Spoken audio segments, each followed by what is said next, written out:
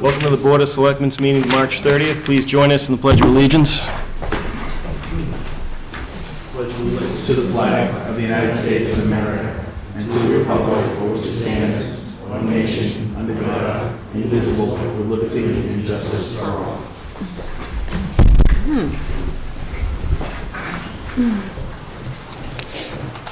Mark, the floor is yours. We get some meeting minutes.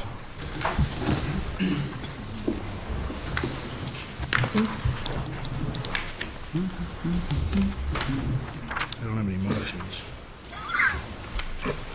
Move to approve the on purpose.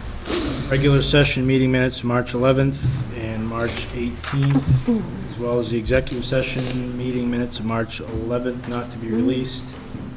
All right, I'm gonna second so we can discuss. All right, let's discuss. I have a couple problems with the executive session meeting minutes, which we naturally can't discuss here. Okay, so shall we pull that out of the motion? We'll put those off. I'd appreciate it until the next meeting, yeah. Okay. So I'll accept an amendment to that motion to exclude the executive session minutes of March 11th not to be released. So moved. Second? Discussion?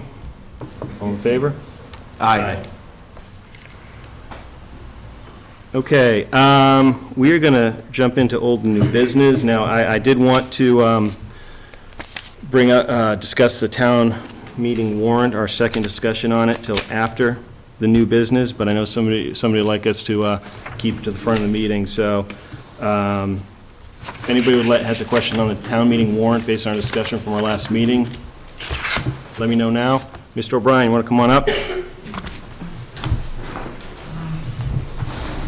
Thank you very much, Mr. Chairman. I'm not sure exactly what your discussion was on the specific article that I had requested through the principal assessor to submit to the Board of Selectmen to have it put on the annual warrant.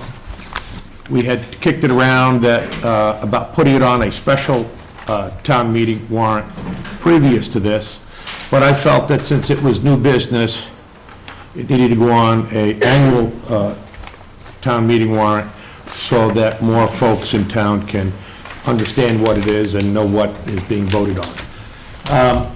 And it is for the town meeting to accept Chapter 59, Section 21A of Mass General Law that has to do with the taxation and assessment of local taxes. Section 21A specifically is for the compensation of assessors who meet the standards of a Massachusetts accreditation for assessors. And they only can get that after taking about 7 courses and passing an exam, and then they would reach such designation. Now, we already have it in here. This law talks about the full-time assessor and the part-time assessors. The full-time assessor, if is accredited, would earn an additional $1,000 per year. A part-time assessor would earn an additional $500 per year, but each assessor would have to be so designated individually. Through contract, the principal assessor already is covered by this act under her contract. So with the additional schooling that has been going on with the assessors, specifically 1 or 2 of them, we thought that it might be advantageous for the assessors that if you're going to go to these 6 or 7 different schools, and each school is about 48 hours worth of schooling and then pass an exam, that it would be worth it for them to become educated so that they know the laws much clearer, so they can perform their functions as assessors much better. Okay. Don't think that you folks clearly understood what the request was, because I received an email today saying that you wanted to go back to town council with it and then bring it on to a special in June. Well, I think it was more, if I remember the discussion, it was all the warrant articles go to town council, right, for his review. So if we were, That's SOP. okay, so you agree it would go to town council. I think the Yeah, but second it- thing, the second thing was that we actually looked at it, and the part-time assessor language caught our eye, said, interesting, and at this time, we decided to defer it so we could look into it further, to be perfectly honest, but I don't know, Mark or Rich, if you have any other comments. Yeah, that's the way I remember the conversation, yeah. So, So clearly, it's, for example, yes, it's a money article. yeah, It's a money article, it's also a public policy article, and it would have a maximum effect on the town. If all three assessors were certified, it would be $1,500 a year. But if I understand that law, though, we could do that anyway without passing that law. All the law does is tie our hands to Well, make. I don't know, I don't know that, I don't know that. Please understand that a few years back, there was an issue going on with assessors paid, not paid, whether we tell them that they weren't getting, et cetera, et cetera. I don't want to go back to it, but we're just moving forward. This is a mass general law that we can accept. and I think to Selectman Schofield's point, I think we looked at it and said, well, it feels sort of like a stipend, so why can't we just build this into without adopting mass general law, can we just build this into how we compensate assessors? So it was more, we had questions when we saw it that we wanted to look into, and this was Thursday, that we had this discussion. So I think it was more of, from a timing standpoint, we wanted to. Well, at the same time, I had an issue with the timing standpoint, because it was submitted on time, and I know that the warrant closed last Tuesday, if I got the dates right. Right. So the point being that if I had known before last Tuesday that it was going to get kicked out through a citizen petition of 10 signatures, I would have gone ahead to have it put on the annual, because I feel so strong that the annual is where it needs to be. Simply because more people get to vote on it at the annual versus a special. Well, the same number of people get to vote on it no matter when it is. It's just a matter of how many people bother to show up for a special versus an annual. People have equal right to show up to either one, so I really don't like that as an argument. But being very honest with you, Ken, from my standpoint, I'll be flat out honest with you, I'm not generally in favor of anything that ties our hands monetarily. So we could still do what you want there, and like Selectman Goddard said, as a matter of policy. Sure, and the issue becomes that you would do it. I understand. The guy tomorrow after you can undo it. I So when understand. things become, when we accept mass general law, it becomes in concrete. Yeah. Understood. So, I mean, as it stands now, I'll just throw it back to the board and say, do we, I mean, understanding what Mr. O'Brien has said, do we want to rethink our decision of deferring? Leave it as is? Possibly consider it policy? I would prefer to handle this through policy. Mark? I would agree. So, I mean, noted, I think your concern. And you do have the option to pursue it on an STM if policy is not pursued in a timely fashion, if we consider to. Well, the difference is, on a special, it would require 200 signatures. It would require more. Yeah. Okay, no problem. I appreciate you reconsidering. Thank you very much. Okay. I want to jump into new business. Kim, review bids for town hall renovation. Real quick update here, please. Okay, the bid opening for the basement project was on Thursday. We received only one bid, and it was above the amount that we had budgeted. It was for about $126,000. That's beyond the scope of the funding that we have available for the project. So the committee met and then also discussed with town council about what the next step is for the process. We are going to reconsider the project and based on some feedback from contractors, it seems that the basement portion of the project is really the most expensive piece, and we feel like that can be deferred till later, so we can move forward and try to accommodate the situation with the trailers and the majority of the basement now with the existing budget we've already approved, by just changing the scope of the project and rebidding it again just for refinishing the basement and taking out the bathroom until later. So that's what we're going to do. We're going to post it again on the Central Register for the 6th of April, and it will go up so we can stay on the timeline.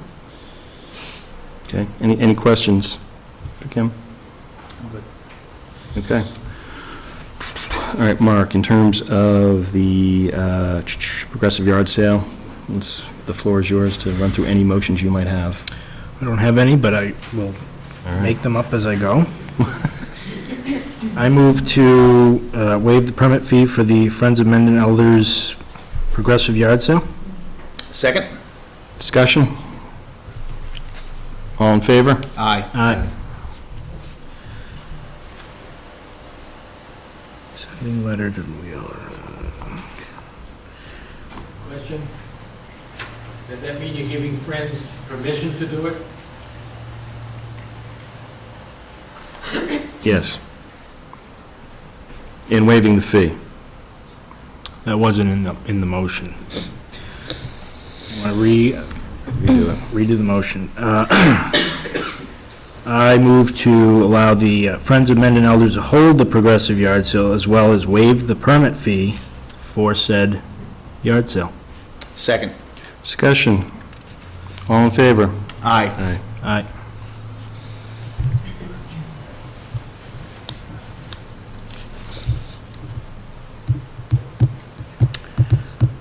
Letter to Mr. Wheeler. Do we have the letter? That's with your motions. Yeah. Oh, here's the letter. All right. Okay. So I move to send a letter to Mr. Wheeler and Mr. Ahern regarding Misco Springs. Not much more to that. Second? Discussion? I think we should just explain what that is, right, a little bit. Do you want me to do it? Or? Sure, go ahead. So, unless I misunderstand, that letter is to determine if there's any interest on the part of Mr. Wheeler, who owns now the old Misco Springs, to determine if he has an interest in potential adaptive reuse. Did I use the right term? Yeah, adaptive reuse of the Misco Springs, the main rock building. And from having spoken to Gary Smith over the weekend, he appears to have an appetite to do so. And so I think they didn't want to spend CPC money or any time and effort if he had absolutely no interest in considering such. So I think this is a way to get a written response from him so that we can understand in writing that he is in fact interested, and then we move forward. And rather than come from the CPC, we thought it'd be better coming from the board to get that response. So, any other discussion or questions? Mike Watson, 2 Cabot Road. Mr. Chairman, what would be the potential use? Is there any idea out there at this point for the adaptive use? Yeah, I'll defer if there's any thoughts. I know we talked about it in session, maybe, was it last year? Or a while back. A lot of different ideas. I'm not sure how concrete any are right now, but if anybody wants to add anything. Jane Moll, 40 Millwood Street. I think they're talking perhaps one affordable housing unit, maybe some condominiums, maybe a mixed use of that building. Would obviously have to be would have to go to the CBA, get a variance for that. But, Mrs. Lowell, don't I understand correctly that part of what we would potentially use some of the CPA funding to do is to research and determine maybe what some of those uses might be? Is that correct? have an architect come in and see what can be done with that building, yes. Any further? Doug Curtis, 104 Northbridge Road. So what is the status, what is his status right now? Does he want to tear it down and do nothing with it? I believe that he is looking to move forward on using the land. I think we're trying to prevent loss of that structure, so I'm not sure he's committed to doing anything one way or the other, but the Historical Commission's stepping in to see if we can. I know the 6 months is over. I mean, Right. we dealt with them when Gorelick's owned it, and the last thing we want is another business going there. affordable housing. Right. If you want to make those rental properties, I'm not for that. no, because you don't know what's coming in, nothing, they don't keep property up. All right. So I would say we're exploring options right now. I think the general thought was it would be a shame to lose that building, honestly, so we're going to explore different options. And one, we don't own it, so it will be a partnership with the owner to say, is he willing to work with us? When those ideas come forward, I'm sure we'll have many discussions on how and if we move forward on any of them. Any further questions, comments? All right, all in favor? Aye. All right, Mark, next.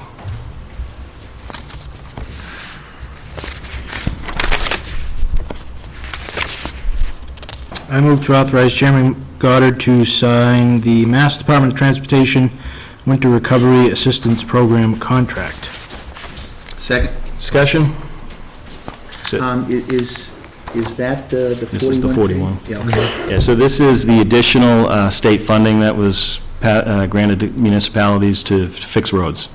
I think it's $41,000 for Mendon. Yeah, if I remember right, it's all based upon the harsh winter, correct? Yeah. Questions, comments, all in favor? Aye.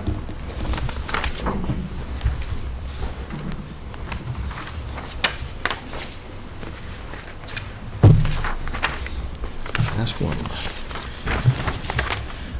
I move to authorize the Mendon Historical Commission to apply for the Blackstone Valley Heritage Grant for the Town Hall. Second. Discussion?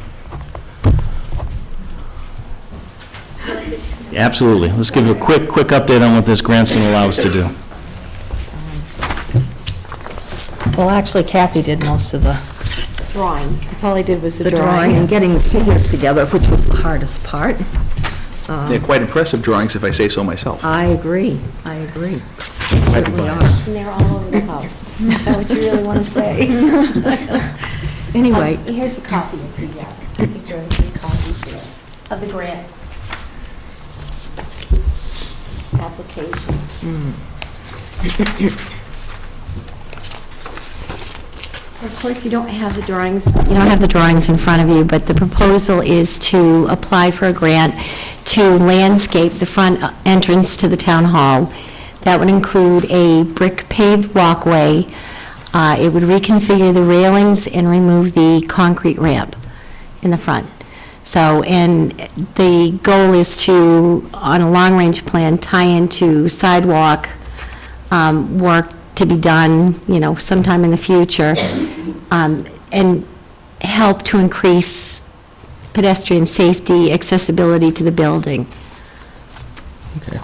well, Alan wants to do the center district. Yep. And this is going to be tying into that whole thing, the village enhancement, center district enhancement project.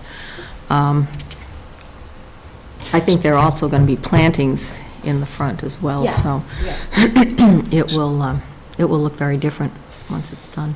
Sounds great. So how long before we know that you either get or do not get the grant? I don't really know when they make that decision.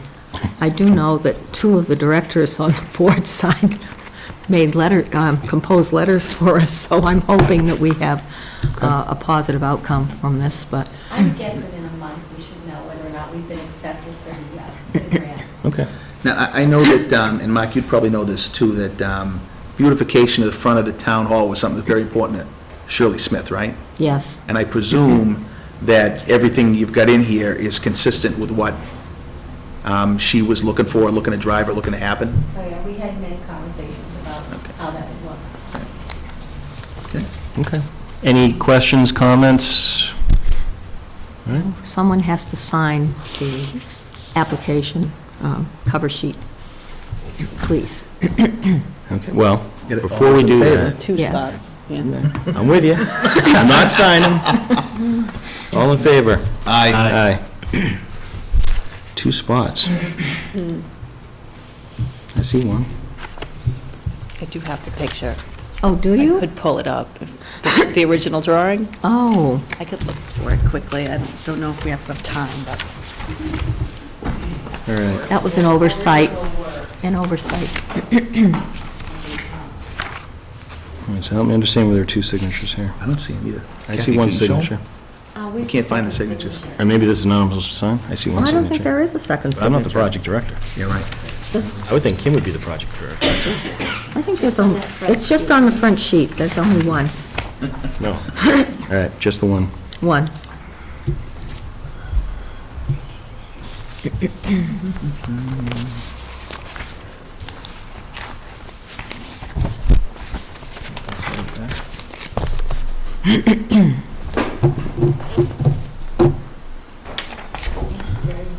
Thank you. We'll deliver it tomorrow at, tomorrow at noontime.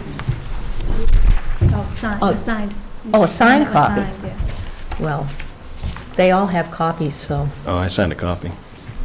I can sign original if I need to. Well, bringing up the picture. There it is, yeah. So you want another signed copy, do you? As long as we have one signed copy, that's fine. Okay, well, Rich has, here. Just give it to Diane. We'll sign it. We're good.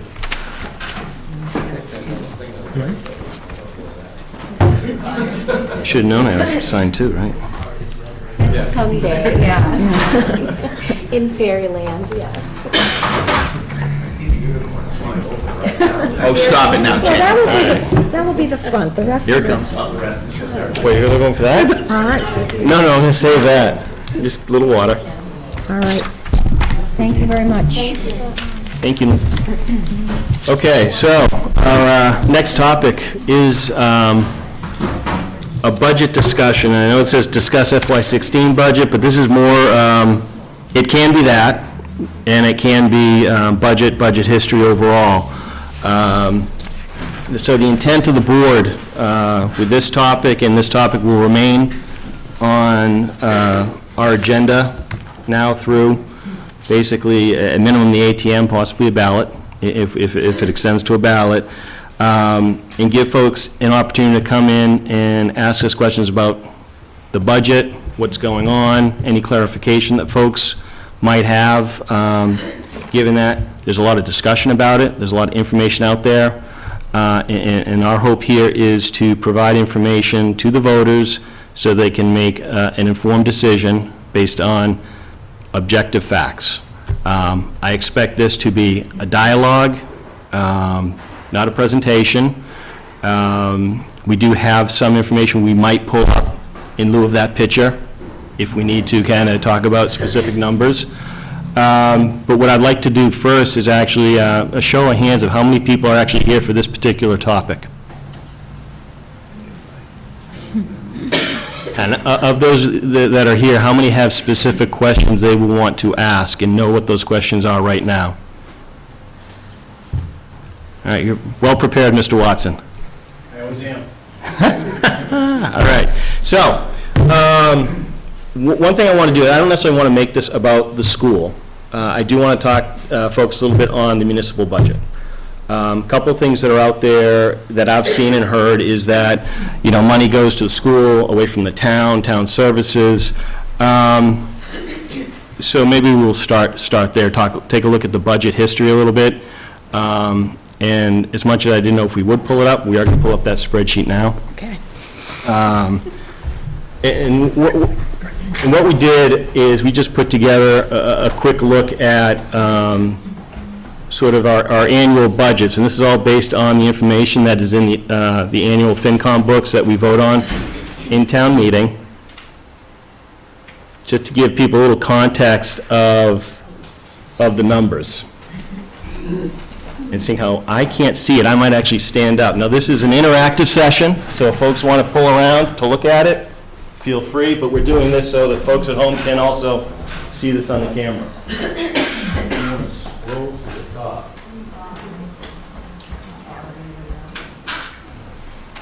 I just want to explain really quick what's on this spreadsheet. So what we've done is we've just gone back to primarily 2003 forward through 2015. And we've targeted very specific line items. This is not all of Article 4, but this is very targeted. It's Road 2, the town, is total town budget. That's going to be comprised. If you look at your FinCom book, in the upcoming ATM, if you're familiar with it, it's Article 4 plus debt exclusions plus special articles. The idea there, and this is intended to be all in for what folks vote on in town meeting in terms of what's coming out of, you know, our pockets as taxpayers. Then we went through and we targeted some larger line items, if you will, or line items that I've heard questioned. So we have a few of schools broken down by both Mendon Upton and DBT, and specific line items are required 6. Public safety is a very large section within Article 4. It includes much more than police, fire, and dispatch, but it's the preponderance of the drivers there. So we looked at public safety. That's been a topic so far that I've heard in terms of we want to maintain public safety. You know, we don't want to sacrifice certain things, so we also call out police, fire, dispatch. And if you look at this, it's broken out in multiple line items because the FinCom book has changed year over year. So we start to see different line items being pulled out, but the combinations of row 8 through 12, that is public safety as I looked at it. It does not include things like electrical and some of the smaller departments or building, but it's primarily, honestly, it's Chief Warren's purview. Then highway. That's called out here probably because it's not insignificant. It has a lot of variability when you look at it year over year. But it's also, from this board's perspective, an area of focus for us going forward. So we also want to look at that in terms of context to other monetary allocations. So this top section, literally these are numbers from the FinCom. If you roll down to rows 16 through, if you scroll down a little bit, it's the same line items, and what we've just done is we've given you a percent change year over year, just to understand what the budget is, or the allocation is done monetarily in terms of percentage growth or decrease. The next section down is just the monetary shift based on those percentages, right? So that's just pure dollars, it's the same data. And then in this last section, we'll probably stop right here, is just the percentage year over year, how the allocation's gone between school and town, what percent is Mendon Upton, DDT, as specific line items. So as you start to look at this, let's scroll to the top again.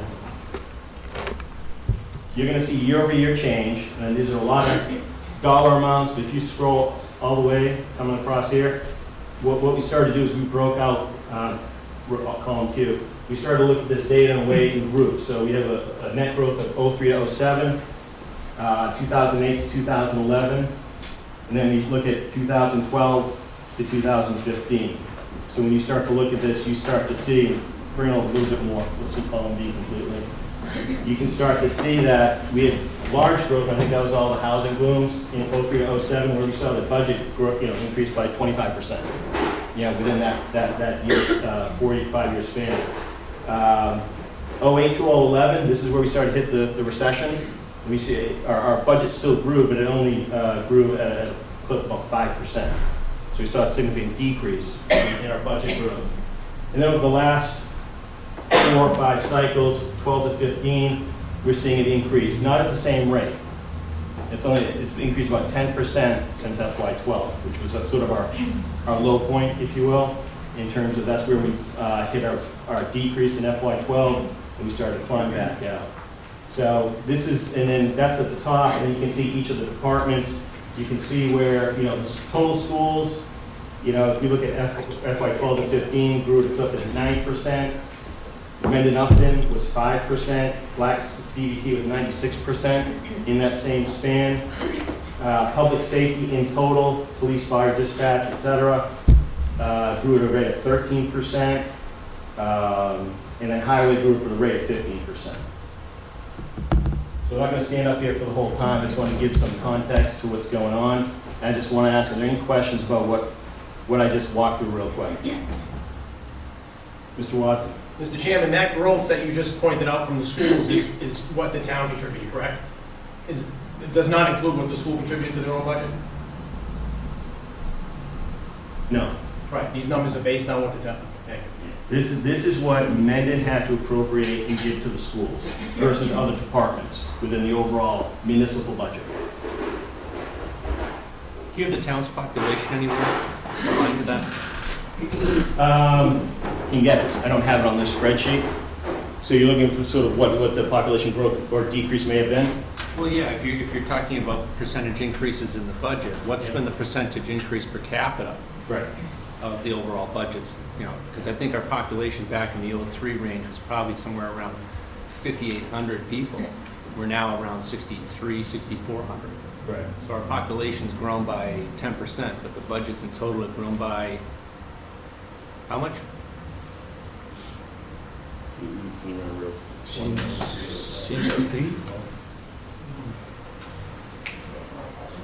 But what I want to do is, what we're going to do, since this is a standing agenda item, we're going to capture that as a question, and we can bring it back, give you a per capita, what the growth looks like. And that's what this is intended to be. This is intended to be a forum where we can get a question. Because what I don't want to do is have people show up on the floor at the annual town meeting and say, I never heard that before. So if you have a question like that, and we can provide that answer back, we'll provide that. Yeah, I think one thing you got to remember, Mr. Mortimer, is that service levels increased in some cases quite dramatically. For example, one of the biggest things that happened is that the fire department went from part-time to full-time. That all by itself made an impact on that budget. So that's coming from a variety of places. So you can't, it's not the same service level we're getting in 2000 and whatever it was. That's a valid point. I just think, again, I'm trying to gauge where the, you know, what our budgets are doing in relative to the town. Absolutely. You obviously get certain increases in population, you have to change certain service levels. I get that. Correct, yeah. Other questions? If there are no other questions, it's going to be a really short meeting. Well, I don't know that. All right, Mr. Watson first, and then Mr. Mortimer second. Well, Mr. Chairman, I just want a point of order here. You said that this part of the discussion is on the town budget specifically? Of which the school is part of that discussion. Okay. Do you have a follow-up question? Well, I have 30 questions, but I'll let Mr. Mortimer go before me. Well, and we'll get back to you, but I'd say 30 questions. What we are going to do is look to solicit some of these questions so that perhaps we can have the answers when they come up, but if we can get through all 30, we will. Otherwise, we might defer some. But I'd like to capture them before we end tonight. Certainly. Mine may be more in the commentary section, because as you mentioned,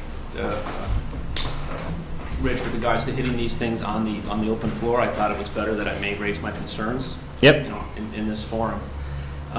In looking at the data I pulled off of the website for the schools and so forth, between 2009 and 2016, it is estimated, with the actual and some of that the student population will drop by 20%.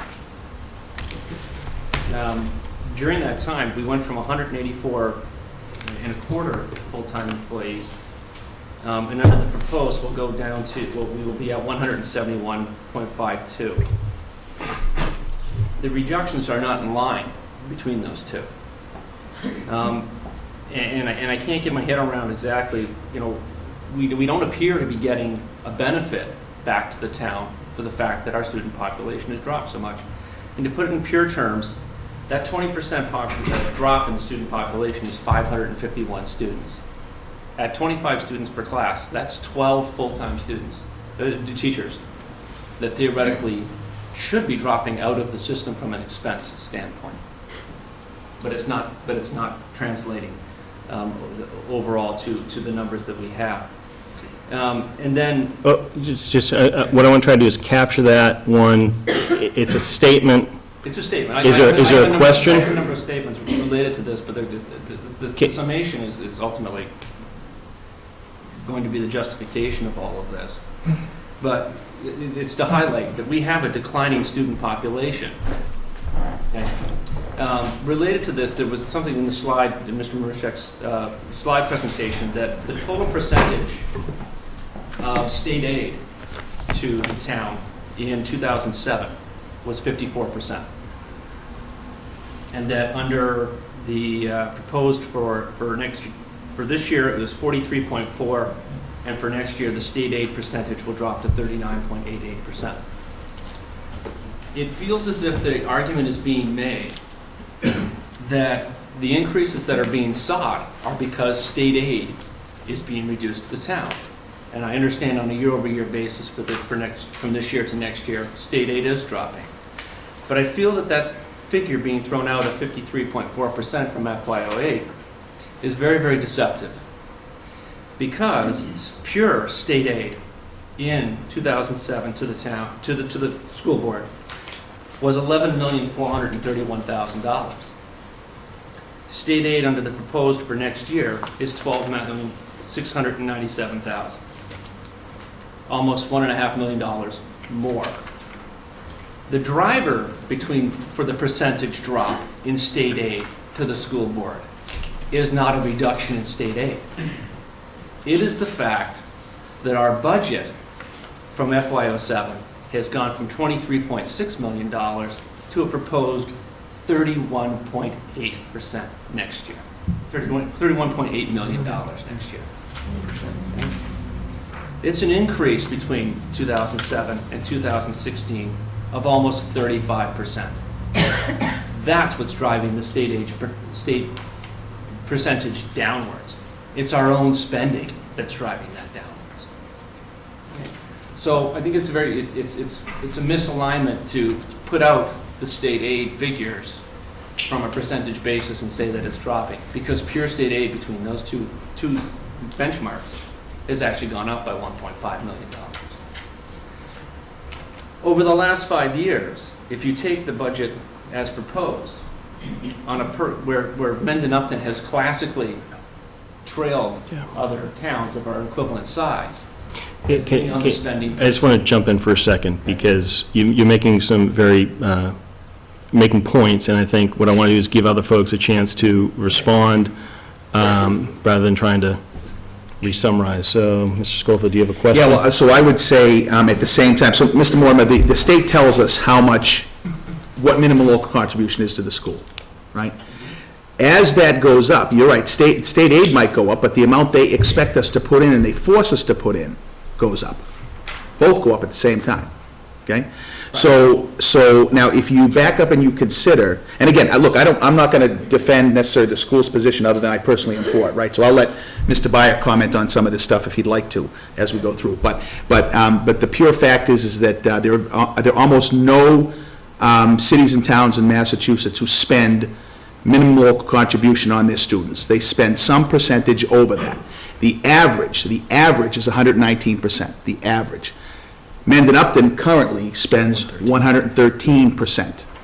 So we're below the average, okay? So I have to look at that and say, okay, well, I understand the point you're making, certainly, but the same thing is clearly impacting other school systems, and they're making similar decisions for the same reason. So again, I don't know if that's a reason necessarily pro or con, but I'm just telling you the way the lay of the land is. Yeah, well, the minimum funding argument seems to be presented to say that we're underfunding the schools. The numbers that are here with regards to what I've seen with what we've increased our budgets, like I say, going from FY07 to 2016, we've increased our budgets 34.5%. But I would say... But over the, just let me just finish my point. Over the last 5 years, if this budget goes through as proposed, our per student spending within our school board will go from $9,500 per student to $13,600 per student. That's an increase of 43%. How much more can this town be expected to put into the school system? I have students, two children in this school system. But how much more can it be expected that we raise the funding towards the schools, when in light of the fact that my property taxes in 2002 were $3,400? Under this budget as proposed, I will be just under $8,000 for taxes.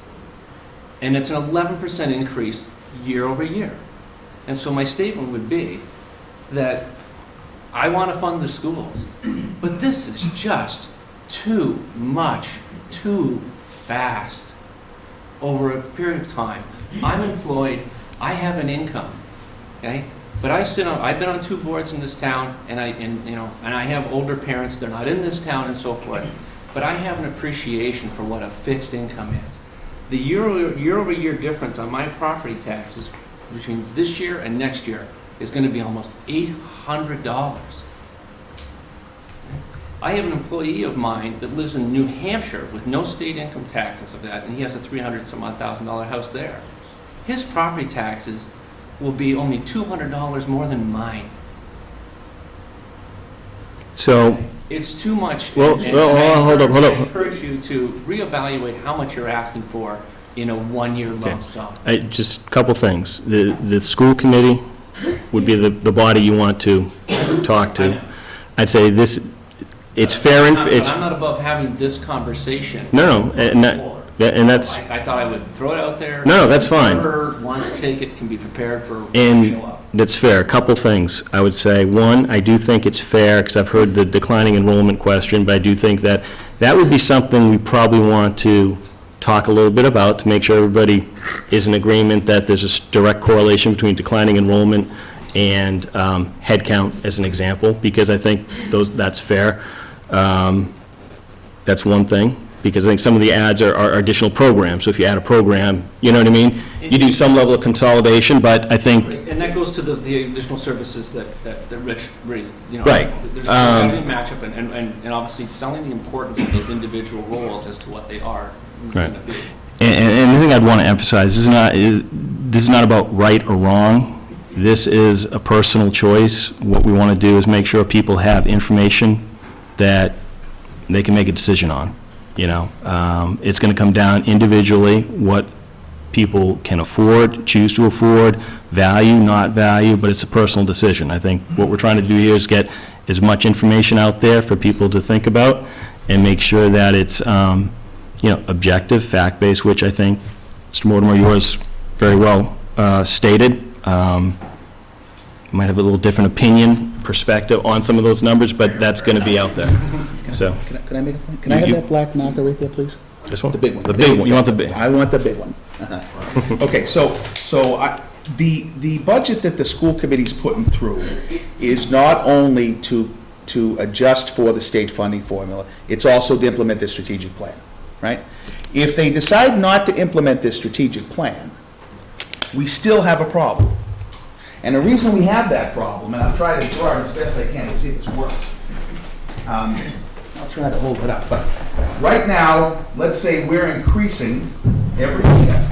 We can hold back a little bit. So we're increasing spending to the school, let's say, that much every year, okay? Whatever that is, right?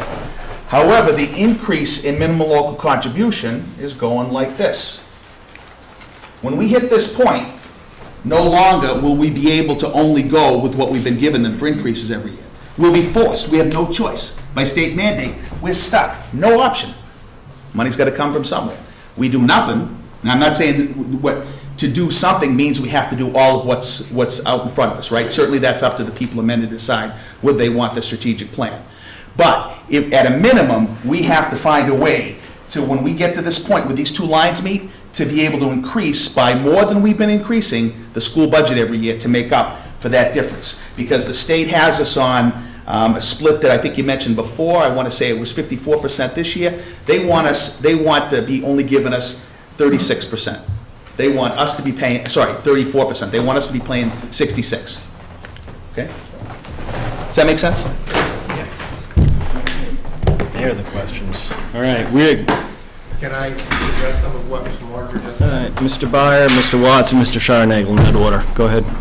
All right, so I have a spreadsheet here. I only have back to FY09 on this particular sheet, okay? State aid from FY09 to FY15 has decreased by $324,500. At that same time, the minimum local contribution, which is what Mr. Schofield was talking to, is a required increase, has increased by $1,369,000. That's what's driving your budget, is those minimum local contribution increases. You can add another $336,000 to that for FY16, so that puts it to almost $1.7 million just for the town of Mendon in required funding for the school district. That's just to meet foundation, not be above foundation, not be anything but foundation budget. Now, I only got back to FY09. You had, I think you said FY07 is what you were looking at? Because that's what the state aid figures were, that's why I went back that Okay, far. yeah, I only went back, with this sheet I didn't really anticipate going back to FY07 on this type of progression. So minimum local contribution in FY09 though was $4,266,161. If you have a spreadsheet, you should have the same number. I didn't break out the minimum contribution, I don't Okay. know.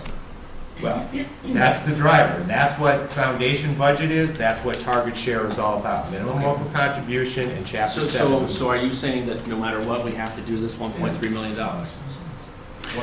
Yes, that's absolutely right. You have that, and Well, hey, I mean, I think that's a, we. no, he's not talking. You're not talking about the override, The are you? override, so- Oh, no, you Yeah. don't have to do the override. You don't have to do anything you want. I thought you meant, do we have to pay this? Did we have to pay this $1,369,000? But, so that goes to my point. If we're not, if our, and I'm on the master plan committee, so I'll throw that out there, which is meant to be looking forward and so forth like that, But when do we think that line's gonna be crossed?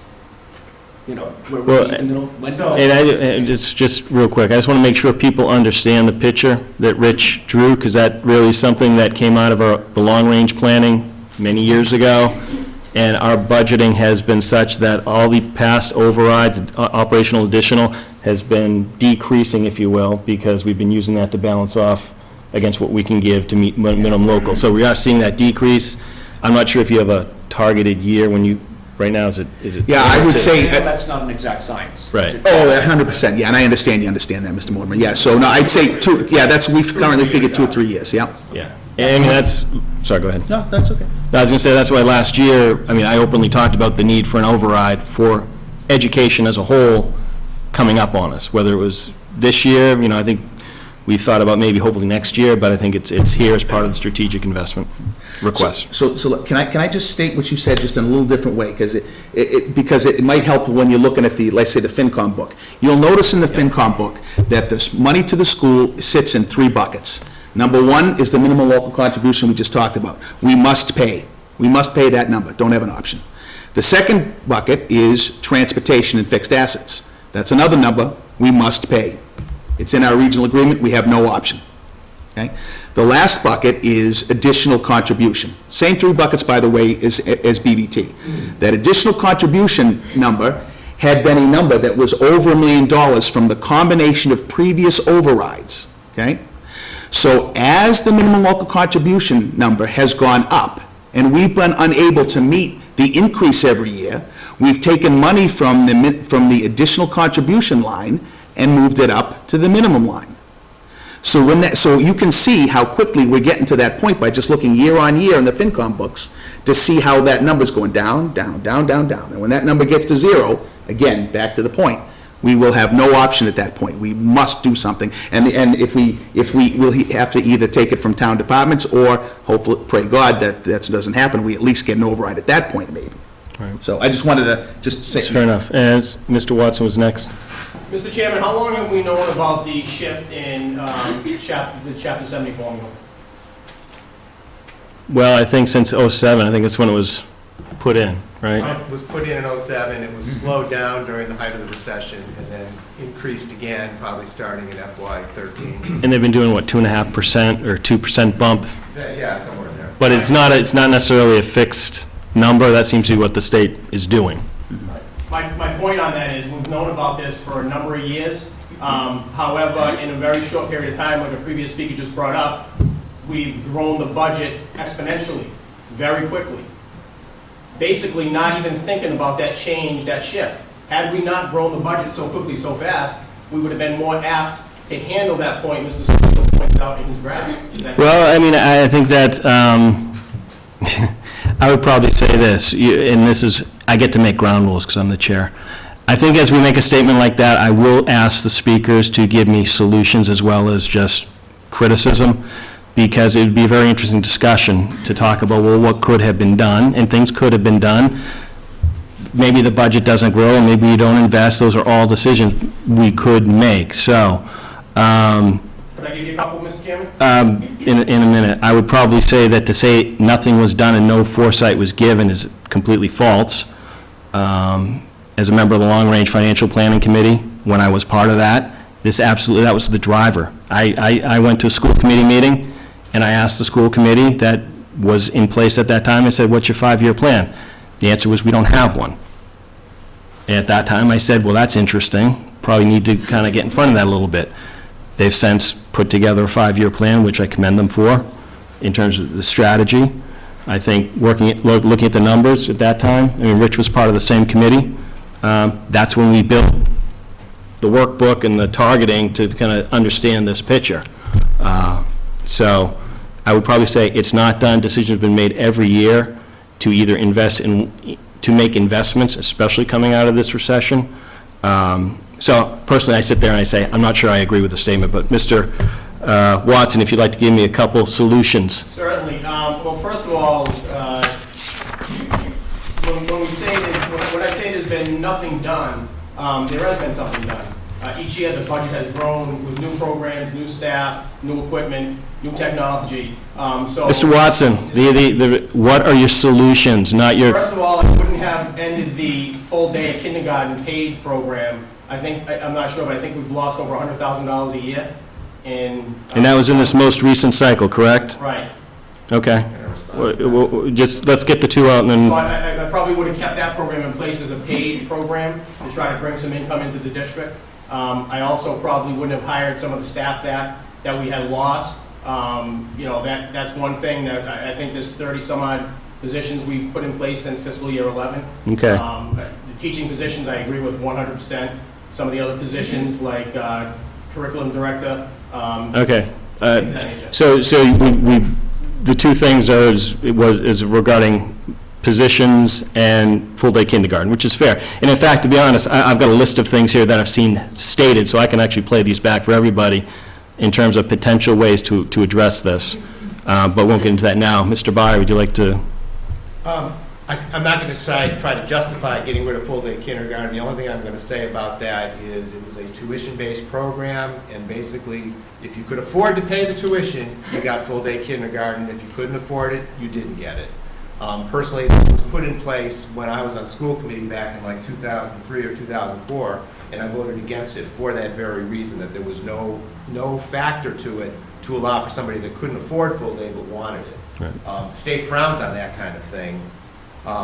So we felt, and I think the State Board of Education is looking for us, school districts to go to full-day kindergarten as part of the whole plan of educating children better. So that was some of the impetus behind it. What was the second point? Reinstituting staff that was let go. Yeah, I guess my only response to that would be that in FY 11 and 12, we were in a situation where we had 30 kids in a class. I think that we took some measures to try to address that. Some of the enrollment drop addressed it as well. The other piece was starting to implement some of the inclusion models for special ed. I think those are things that, again, the Department of Ed is looking for education, and things that would improve the quality of what we're doing as a school district, which is what I think we ought to be doing as a school district, is improving. So, just as, once again, this is not right or wrong. Right. Mr. Watson's suggestions are very valid ways to have controlled growth. Yeah. Right? And that's why I want to hear the option. I want people to hear the response, and people can make a decision on whether or not they see value in what has been done, because Mr. Sharnagel's next, I'm sorry. So it's a good discussion. Then Mr. Schofield, I think. I need to go before, Mr. Chairman. You need, all right. I'm One the second. selectman, so I get to at least trump in, right? No, but I'll let you go. Thank you. The one other thing I wanted to add is the 180 analysis. You can't analyze the full-day K purely on the avoided revenue, because there are back-end follow-on returns on investments that include kids that do not get siphoned away onto other communities, and Chapter 70 money follows them. Right. And there's a variety of, and there's state reimbursement once you go to the all-day K. So it may not cover the entire deficit, but you can't just simply say, we were taking in this much, and that's how much we lost. There were savings involved as well. Fair enough, fair enough. Mr. Sharnagel, you're next.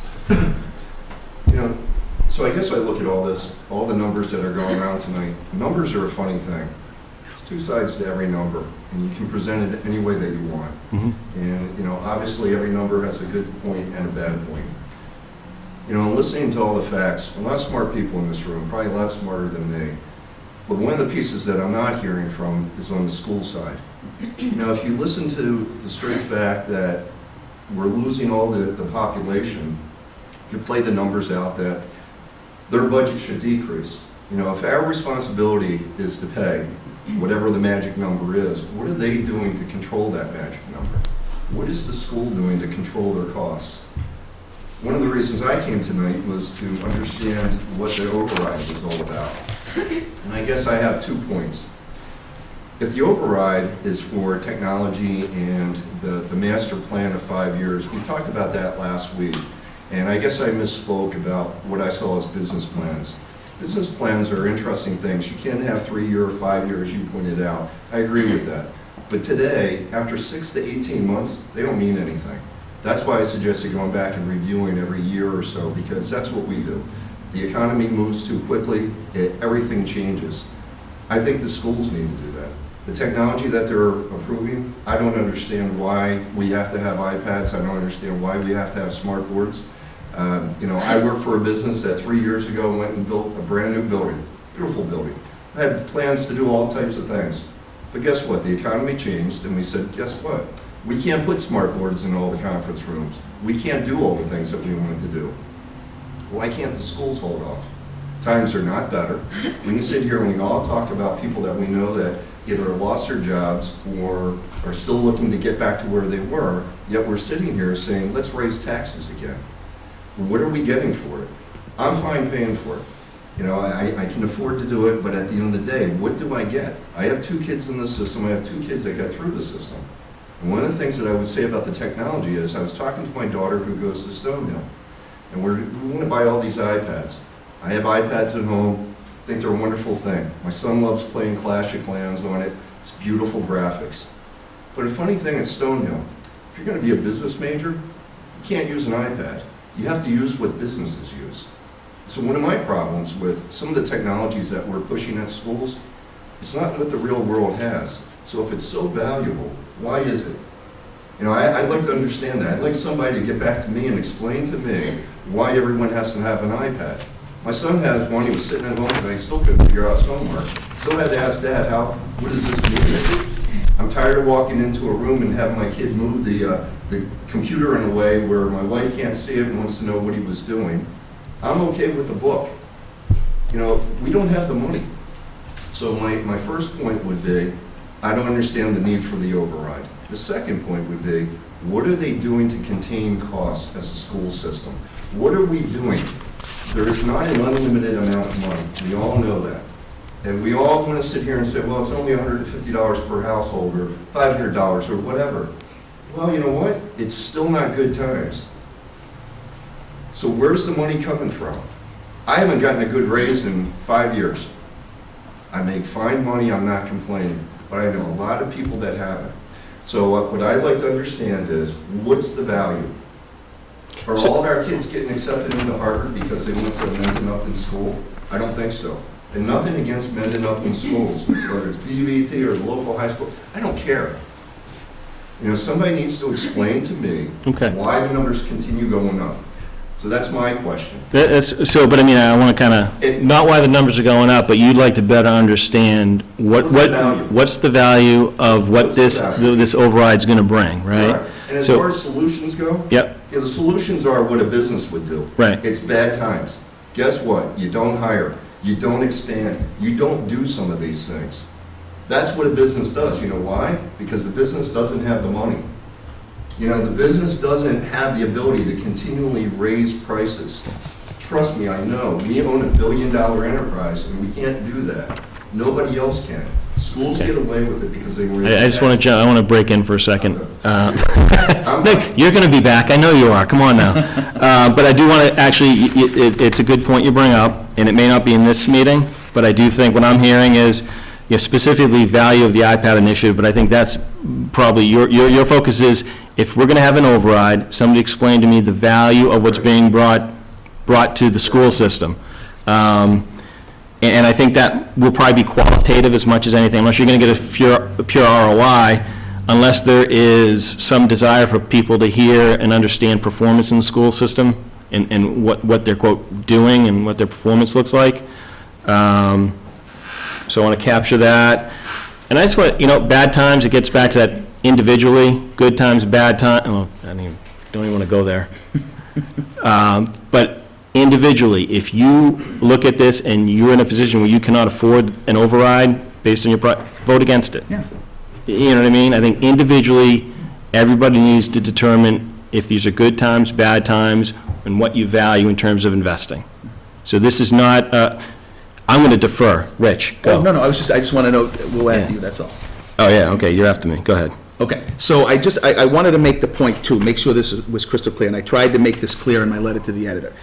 The school committee has at their disposal, because of the regional agreement, they have at their disposal the ability to have a joint district meeting. Now, we don't know what would happen, or how that would go, but it is certainly a way that Mendon could be forced into paying for whatever increased funding the school wants without the benefit of an override. That could happen, right? So to me, I find it, and I totally understand the objections, right? Everything you said, Mr. Shine, I agree with you. I mean, I understand the concerns. Mr. Mortimer, I can understand the concerns. We had a long chat on Facebook IM. I agree, I understand what the issues are. But the good news is, people, that your school committee said, and we were able to convince them, don't force us down that path. Let the debate stay on the point, and if a town says no, then it's over. So there should be no need for a lot of argument. The majority of people say no, it's over. It's over. So just vote That no. only answers one piece, pardon me, but, that's fine for the override.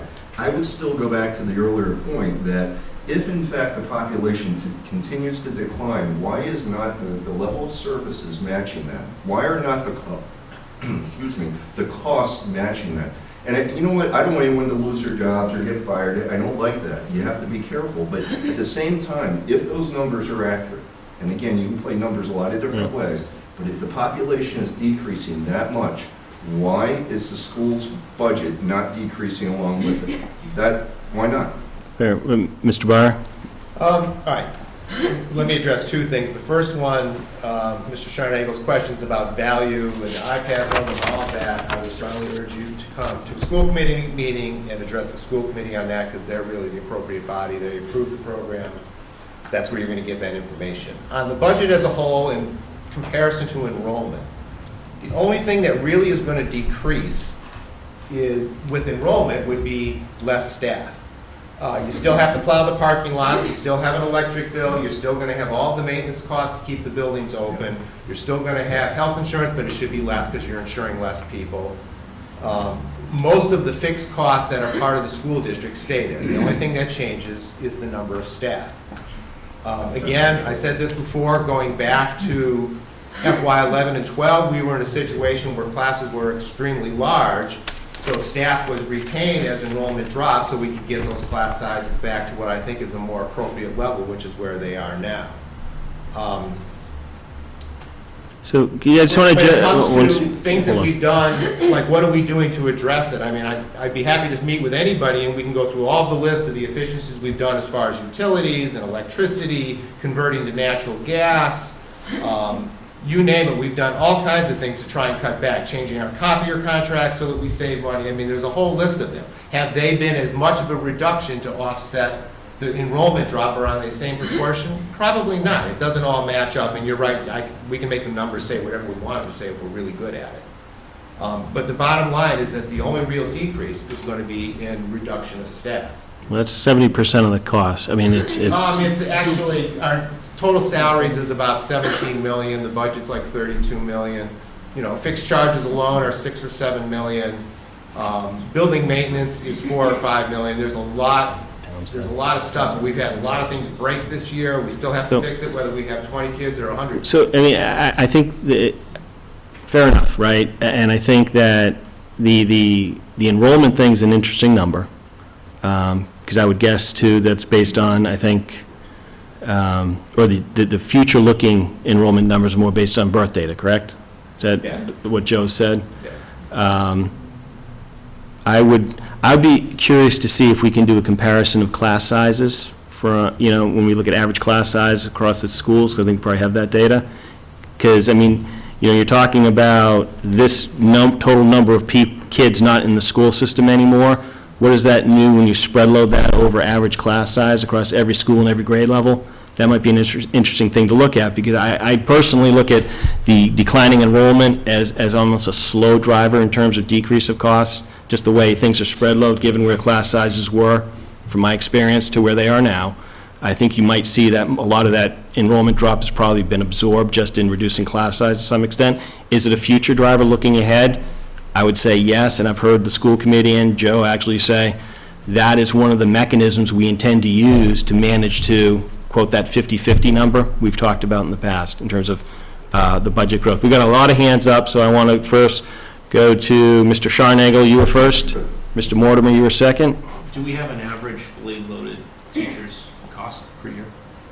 An average, like, average teacher salary per year, Fully loaded. Because- including benefits. Yeah, because that's, we have to pay those. Yeah, I would say probably 75% of the staff take health insurance. It varies from 5,000 or 6,000 per person to, I think, the family plan, the district's cost is about 15,000. It's a 75-25 plan.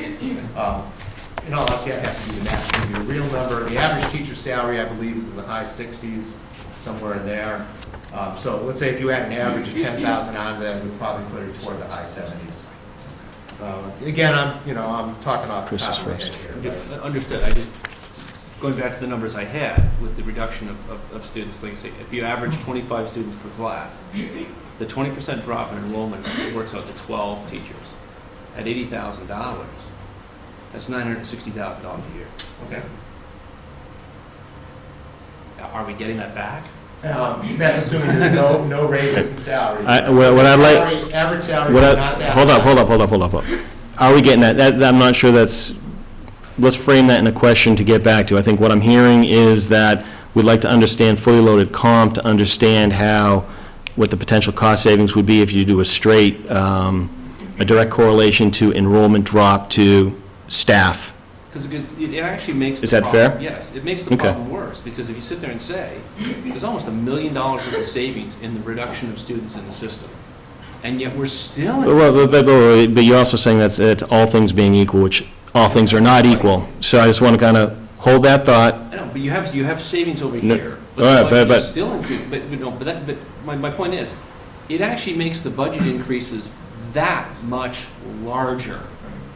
Well, I mean, yeah, you're not netting out the numbers, so I just want to. disagree with that. You still have to transport them, that's probably gone up 500,000 in that same period. So, hold up. I just want to, I want to park that because we've got two other people that have questions, so we'll come back. No, hello. Park it. We're moving on. Mr. Burke and then Mrs. Lowell. And we'll come back to you. So 2 questions.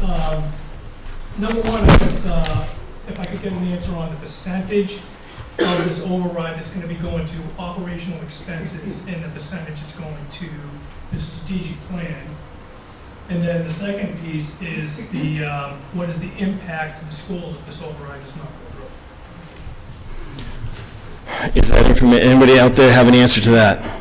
I can't answer the first one, I can answer the second one partially. Okay. I have to actually do some research to figure out did you write down what he asked the first question? The percent of override that goes to operational expenses versus the strategic plan, and if it does not pass, what is the impact of the schools? Chris, I get that right? Yes, you did.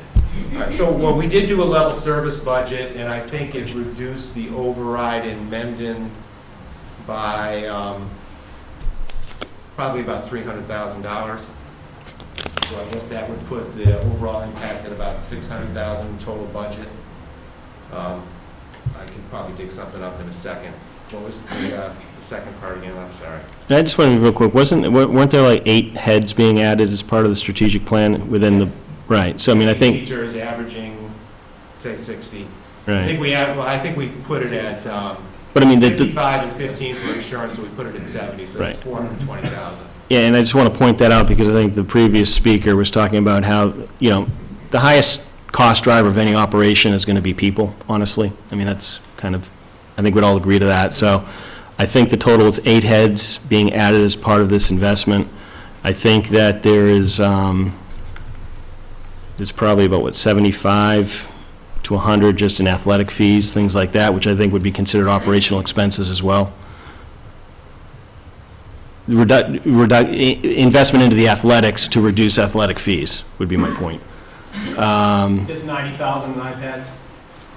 90,000 iPads, yep, some equipment.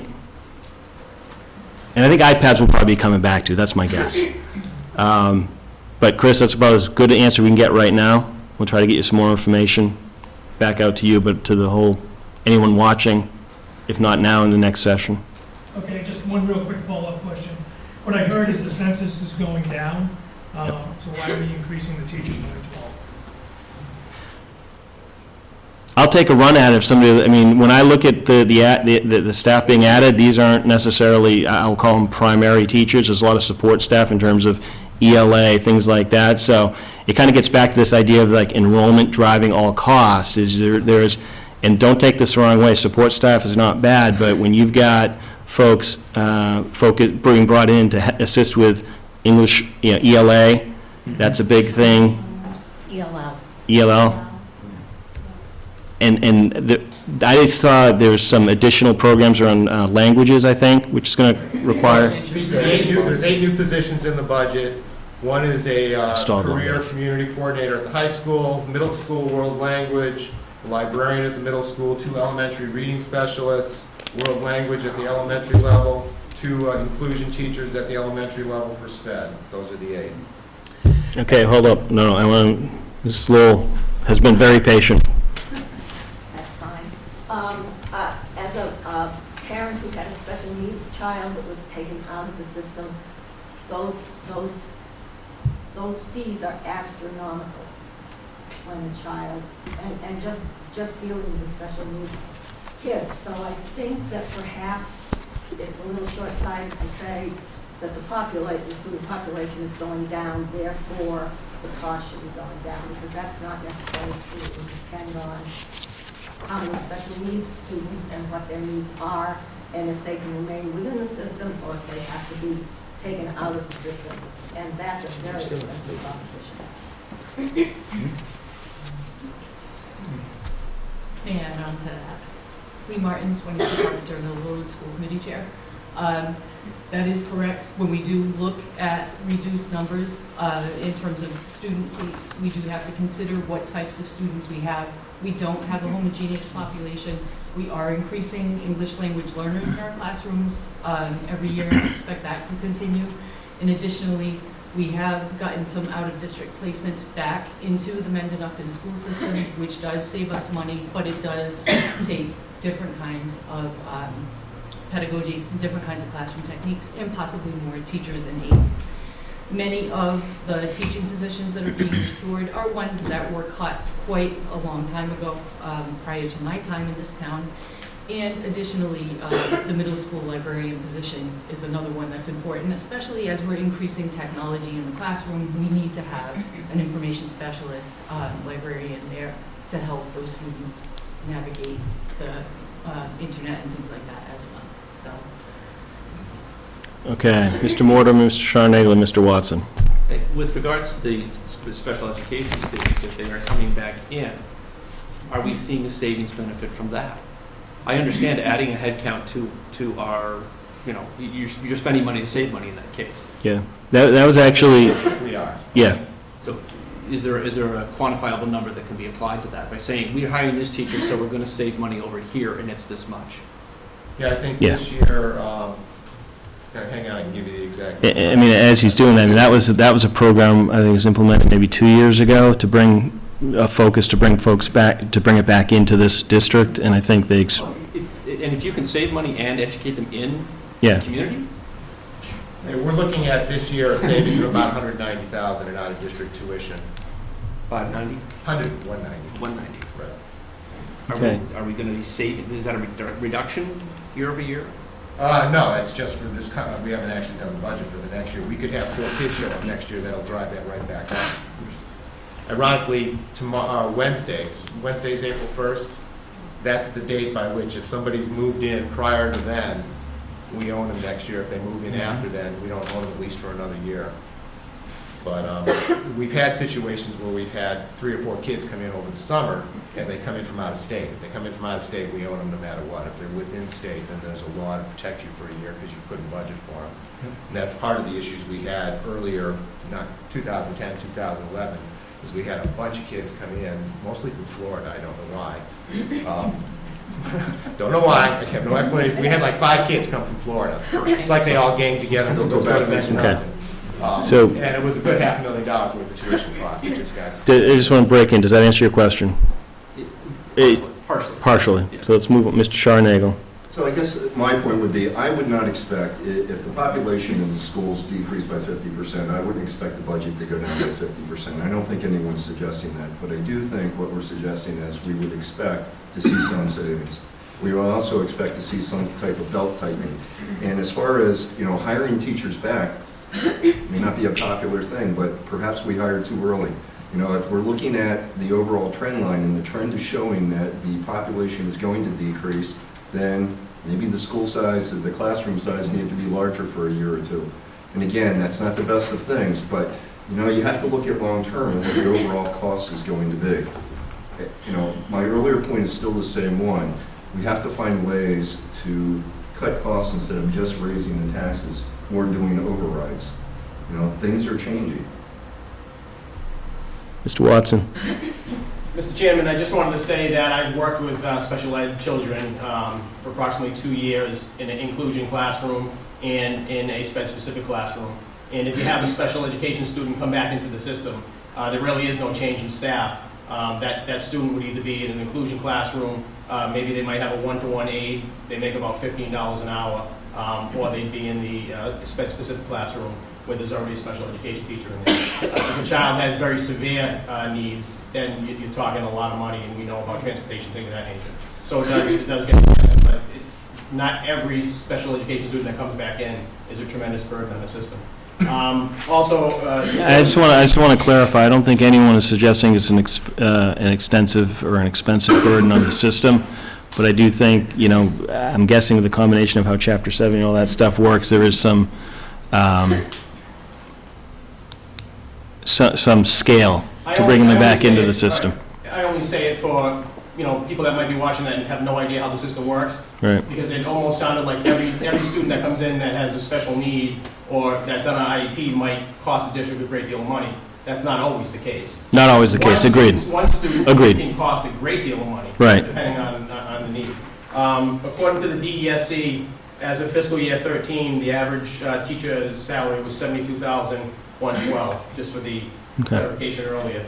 And then I just wanted to point out that in fiscal year 12, I attended a budget hearing at the school, and Dr. Maruschek had said at the time the school district had stabilized, class sizes had returned to a manageable level, and they were able to provide our students with a quality education in fiscal year 12.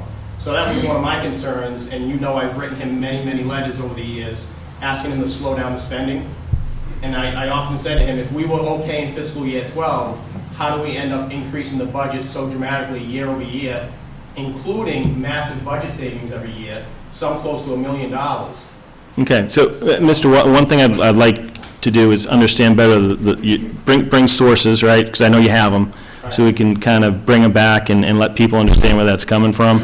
But I really thought you were going to get into your 30 questions, and you only asked 2. I am. I'm just bouncing stuff off of what I'm hearing because, I think it's relevant. If I could ask some of the questions, that would be great. Yeah, no, I actually want you to, because... Certainly. So what I was looking for, and some of this has been answered, but they went back a little further, what was the total budget increase from fiscal year 11 to fiscal year 15 to include all grants, debt services, etc.? Total increase. I believe it was just over $4 million. Are you looking for the total increase on the school or the town? The school, I'm sorry. I apologize. It's for the school. I can answer that on the certified budget portion of it. You want 11 to 15, not 12 to 15? 11 to 15? So the year before Dr. Maruschek started, correct? 2011 to 2015. The budget itself, let me see if I can find the document. You gotta give me a second here. I believe actual expenditures in FY11 to budgeted, proposed budget in FY15. So two different animals. The difference is approximately $4 million, something like that. The budget itself to the budget is about $2 million. The $2 million difference would be the offset that's corrected the problem with E&D. Okay. I'm just kind of curious, anybody have any questions on what was just said?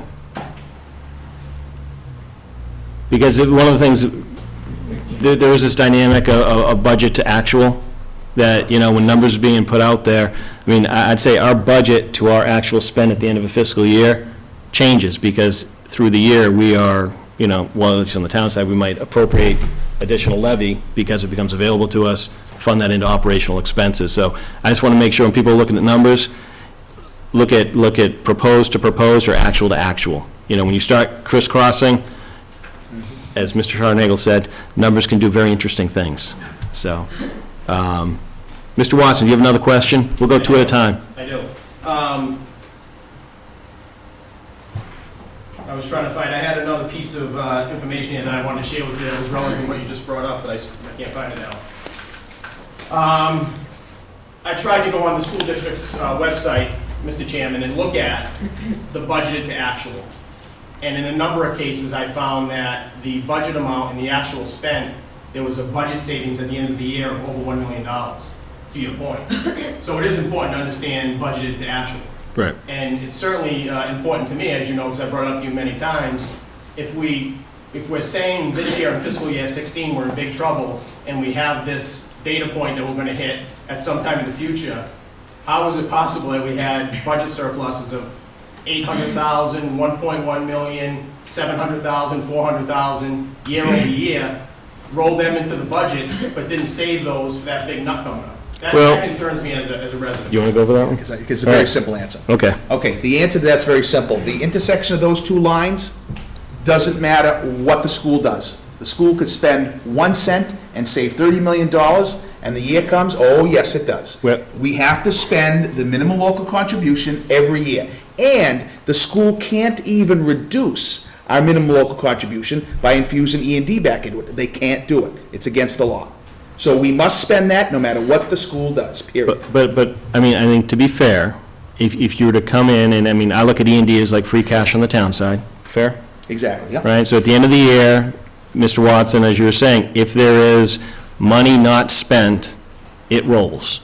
Is that, you know, like we free cash? Some of it has rolled. Okay, well, just more the dynamic, not the specifics right now. We can get into the specifics.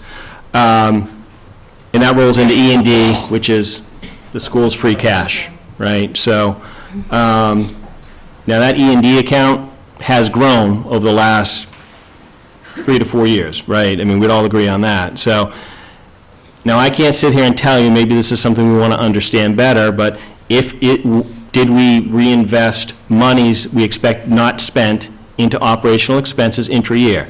There's nothing wrong with that. It's purely that can be done, right? Or is it rolling over into E&D? Because we have gone, and I know you're going to ask me or question this number, but I have seen where the state did certify E&D for Mendon Upton at negative $1.2 million. And I know we've heard that it can't be done, but I've seen the email from the Department of Revenue saying, no, you're negative. Meaning, basically, we were taking E&D, or free cash, and they were applying it to operational expenses pre-FY12, for the most part. We got into a hole there. SPED contingency was a line item that was added, because we actually got hit hard with some extreme cases, I know we just talked about that caused us to, you know, unforeseen costs intra-year, which drained E&D for whatever reasons. I think it may have been used for operationally. I can't say yes or no. But the bottom line is, that line item was added to the budget. I actually questioned it going into FY12 in school committee meetings. I said, what is this? I don't know what a contingency for SPED is. It was explained to me. I said, did it have to be this much? And it answered was, well, we're going to keep it at that much, right? So it started in FY12 at $500,000. That was actually spent on SPED. I agree with that spending. That fits, right. And then because E&D is zeroed out or at a negative balance, the prudent approach determined by the school committee at that time was to budget for contingencies and hope it doesn't happen. And at the end of those years, that rolled to E&D, which is why E&D is now at $900,000. It was at 1 point something last year. If E&D reaches 5%, I think, of the budget, they need to return it to the towns. Very similar to what BVT does in terms of, you know, managing that account. So the question I would have, and Mike, I'm going to beat you to it, if there's a way we can look and say, or get a confirmation how E&D was allocated either to what I'll call free cash versus reinvestment in the operations, that might be a good thing to know, because I know you've asked that question a number of times. Is that fair? It is, but the mistake that was made was, And I agreed with the sped contingency the first year. I had no complaints about it. I sat right here and watched Joe present it. Again, because I've worked in special education, I know those costs can be great. What happened was that I disagree with, as someone who lives in town here, was when they didn't need it and rolled it into E&D and then spent that money. The E&D account. Hold on. You said they spent the money, Mr. Watson. What did they spend it on? Well, I have a list, I mean. No, specifically, because I look at the numbers. iPad. No, Mr. Watson, specifically, the sped contingency. Right. What I have asked is if we can confirm how that was allocated, because when I look at the year-over-year appropriations and the fact that the balance got up to over $1 million, I'm not sure where those monies went, other than the majority of it rolling to E&D, right? So, I am not going to argue with you that iPads were bought. I am suggesting that the tying of sped contingency dollars to the purchase of iPads, I'm not sure I've seen that link yet, but if it's there, let's see it. Otherwise, I'd kind of want to, back to the idea of being transparent, saying it could have, I don't think it did, because the E&D balance is back to more of, I guess, a healthy Mr. number. Chairman, a point of clarification, I'm not saying specifically they spent the sped contingency on iPad. Okay, but, What I'm saying is, point of clarification, Mr. Watson, when you're saying that statement, that's what can be inferred, which is why I want to clarify. what I'm saying is this, there was sped contingency money, $500,000 or $400,000, over a number of years. When that money wasn't spent on sped needs, it was rolled into E&D. Right. We all agree on that. Agreed. We also, I think, all agree that some money has been taken out of E&D and used for operational expenses. Last budget, I would agree. Prior to that, I'm not sure I would agree with that. Right. Some money has been spent out of that. Also, if you watch the school committee meetings, towards the end of the fiscal year, Dr. Maruschek will give a presentation to the school committee, and he will say to them, and this is on video and I have it, we have, $580,000 in savings left over, a budget surplus. I am going to spend this much on iPads, this much on technology upgrades, this much on whiteboards, this much on new e-textbooks, for instance. School committee votes on it, they do it, and then they roll whatever's left back into E&D. Which they can do. We're right. And I'm not saying they can't, but what I'm saying is, when we spend all this money year over year, when we know we have the future outlook that Mr. Schofield, Selectman Schofield says, there's nothing that can be done about it. My argument is, yes, we could have controlled spending over the years and been in a better position to handle it than we are now. Is that a wrong statement? Well, absolutely wrong. Well, let me, I want to address that. I have to address that, because. can I say one thing, then I'll let you, you'll have the floor. Yeah. No, my only point would be, and this is what I'm hearing, okay, and I want you to think about this. So, we need to control spending, that's fair. I might say I want prudent spending, okay? This is a question of whether or not there's value, or individuals see value in the investments being made. If you do not see value in the spend on tech, iPads, what have you, there's nothing that's going to convince you otherwise. I do see value in it. I see value in everything they've spent on Okay, some of the school districts, if we have the money. That's been my argument from day one. So, and then this gets back to our last conversation, I think, on Thursday, was the question of when, right? So one thing that I say is an override is an accelerated investment. Now, that may be good or may be bad based on one's perspective on, are times good or bad? Do I do incremental investment, or do I do a one-time shift and bring it on, right? So those are choices. It's fair. One thing I want to make sure is I don't believe there's, quote, and I'm not saying anyone said this, malfeasance, right, at this time. I think people are making investments, the school committee is choosing to invest, and they put forward their investment plan to us. We don't need to go with it, but it is an up and down vote. And before, Mr. Watson, you get to speak, I do have to give Mr. Schofield the floor, because I promised I would. Yes, he did. So I'm going to defer. One thing I want to be crystal clear on before I respond to the truth or the falsehood of the statement you made, Mr. Watson, is that I absolutely agree with you that one-time money should not be spent on recurring expenses. No doubt about it. We, as a FinCom, when I was in the FinCom, we never did it. Mr. Burke is shaking his head violently because he doesn't like doing it. Unfortunately, last year, we did do it with one item. We spent Chief Horn's ambulance contingency, which is a one-time thing on operational expenses, and we rolled the dice because it was a small number, but ideally, you don't do it. You avoid it. And I know they did do it, and I agree with you on that. So I want to be crystal clear that you understand I agree with you on that. However, that has nothing to do with what we're seeing with the minimum local contribution increase, because that minimum local contribution increase, the state doesn't care how much the school is spending. They are telling us how much we as a town have to send to the school. And that number goes up by some number every year. And it goes up by a number that's more than the amount we're increasing to the school. So there's nothing the school could do to save us, except for go to the state and convince them to not continue to do this. There's nothing they could do. No amount of savings, nothing. I'm sorry, he's the chairman. I'm sorry, I'm pointing at Jay. That's okay. Well, I don't know, Mr. Watson had his hand up before you, Jay. Do we not contribute operational additional right now? Right. So, I mean... So when you say there's nothing we could do, if the school's district's budget was lower, say they kept it at fiscal year 12 numbers, and then only half of new receipts and new growth only, without adding in budget surpluses and things of that nature, right? We could have used more of that operational additional until times got better to keep pace with that number. So, I want to be very clear here. We are doing that. I think what you're suggesting, Mr. Watson, is that we could extend the timeline before we hit that dot if we... Not only that, we wouldn't be sitting here looking at a 1.1... No.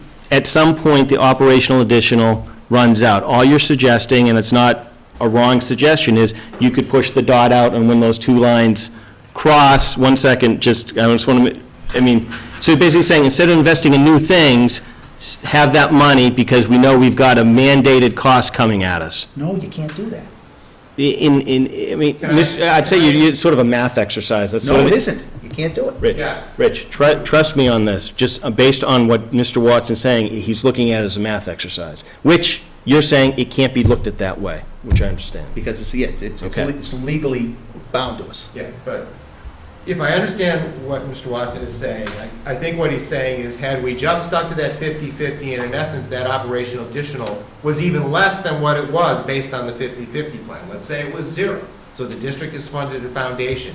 And you take that money and you put it aside and don't spend on anything else in town, then you have that money available to help offset and push that button further.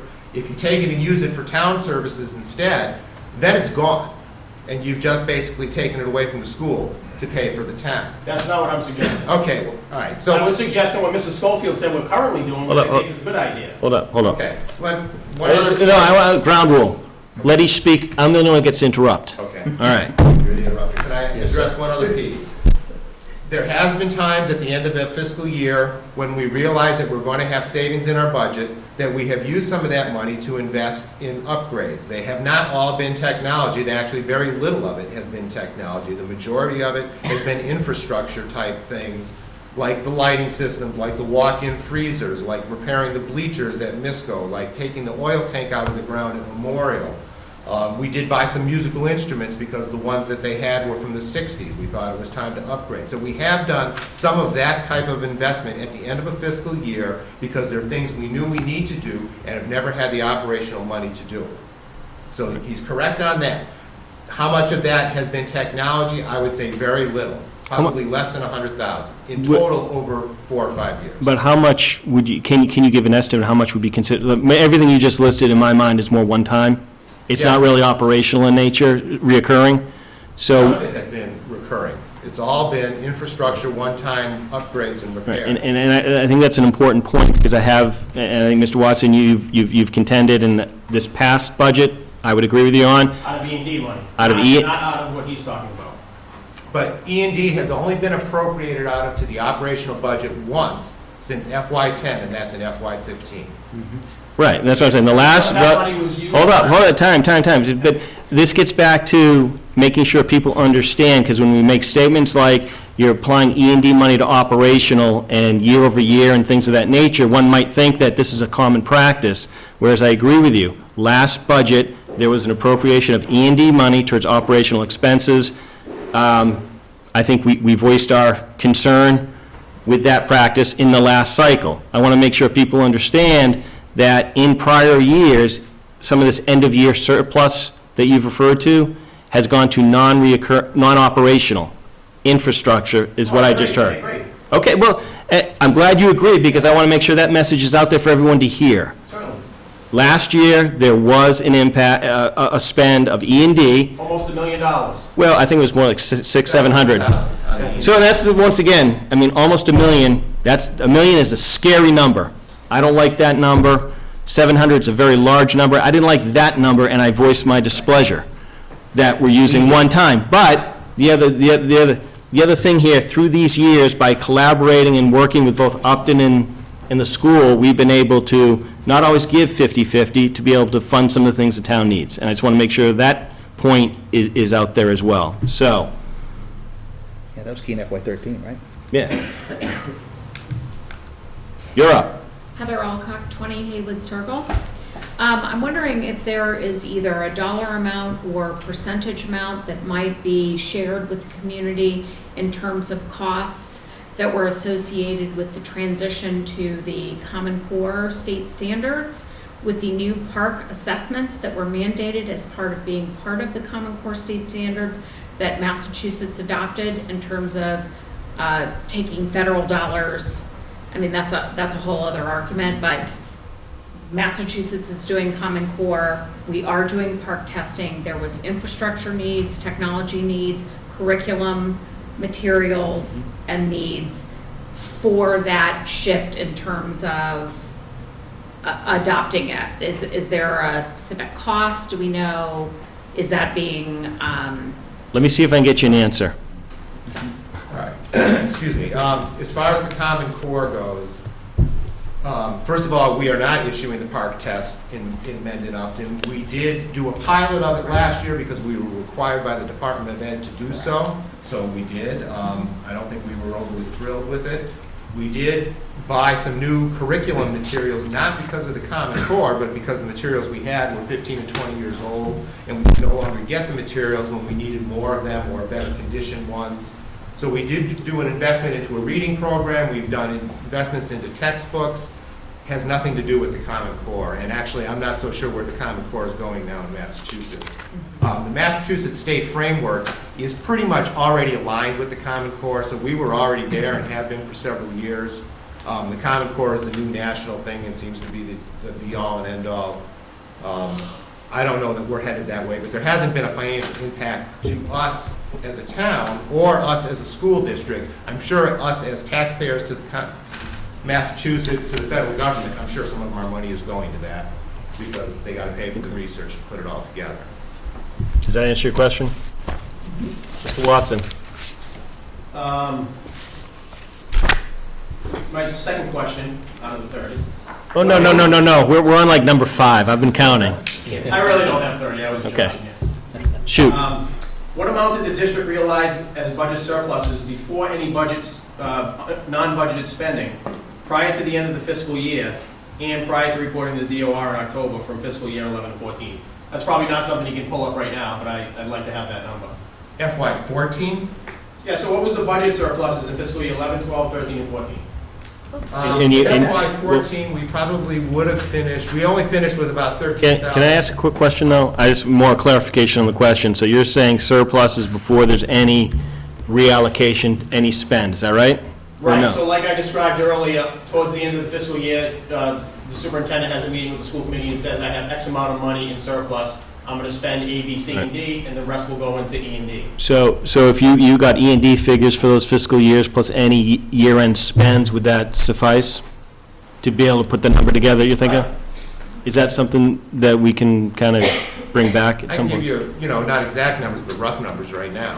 Mr. Chairman, this is what I'm trying to get at, and I brought this up time and time again. And if I could understand it, it would probably take a lot of pressure off me. Okay. Again, I come to this early on from a public safety standpoint. I want to make sure that we don't end up in a position again where we were in 2010, where we were losing town services, where we lost an ambulance for a short period of time, where we had one cop working. So I want fiscal responsibility on both the town side and the school side, and working together to make sure we never have that situation again. here is the concern I have. When I look and see the town side growing very slowly, and you guys have done a good job with public safety, we talked about that last week, to try to rebuild where they had losses. I like to think we succeeded, but, you know, you can say try. Yeah, no, you did a good job. That was a joke. I'm trying to lighten the mood here. Yeah. Listen, my delivery's bad sometimes, just so you know, and Thanks for the news flash. yeah, I You pipe down. don't always articulate what I mean in the best way. Yeah. But one of the things that are important to know is, I do support the schools, I want good schools, but I also want good town services. I've said that time and again. What I'm concerned about is when I see that growth on the town side, yet then I see a $1.1 million budget surplus on the school side, I'm left scratching my head saying, how is this possible? We were told that the school might be in rough shape, that we're scared this year, and then we end up with a $1.1 million budget surplus, or an $800,000 surplus, or a $580,000 surplus. And I've never seen any other local school district have those kind of surpluses. So if we are saying today that we have this target that we're going to eventually hit, that we need to go and vote on a $1.1 million override, I just, as a resident in town here, say, because I'm not a math genius, but what's going on here? Is there an easy answer for that? Would you like to take a shot? So so I'm not sure I have the answer to your whole question, but I just want to make sure something's clear, right? So you haven't looked all that far then, if you haven't found other schools with E&D certified that large, because the most recent school year, prior to this one, actually I want to say it was 2013, BVT certified over $1 million on a student volume that's half of what we got going to MURSD. So believe me, MURSD is by no means a lone ranger here. Not even close. One school, do we know how they realized it? Say again? That's one school, do we know how they realized that budget surplus? What do you mean, how they realized it? Was there, did they have some money coming in from a grant that they didn't use? I mean, how did they get that money? I mean, and there's... I have to look at that, but I take your point. Yeah. So, but anyway, can you just restate your original question and else?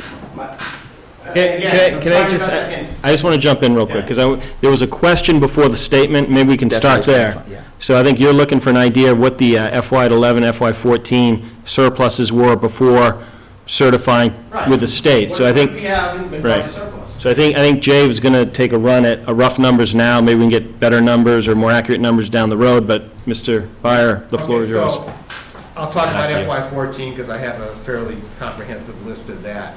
The end result, at the end of FY14, we had about $13,000 left in our, quote, operational budget.